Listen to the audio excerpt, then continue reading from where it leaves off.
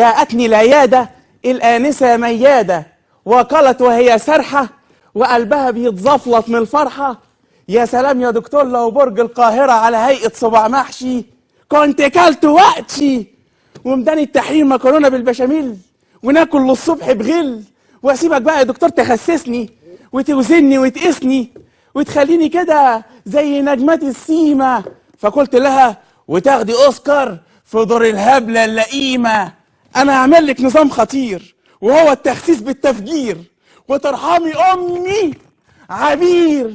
فدخل ايمن مشاكل اللي ما بيعملش حاجه غير انه بياكل، وقال: معرفش بيجيلي جنونه وطقه ان انا اكل يجي 80 طقه. فقلت في بالي: انت تستاهل يجي 80 طلقه، ماذا حدث؟ فقال لي: رحنا مولد سيدي الطفص اللي بياكل بدل المعلقه بالقفص، ودخلنا في صواني الحلويات لزوم الهديات، واستقبلنا يا محمد استقبال جنه، وفرشنا الارض سمنه، ودخلنا واتمخترنا، وكلت يجي طن بسبوسه لان فرحان اني خسيت فسفوسه.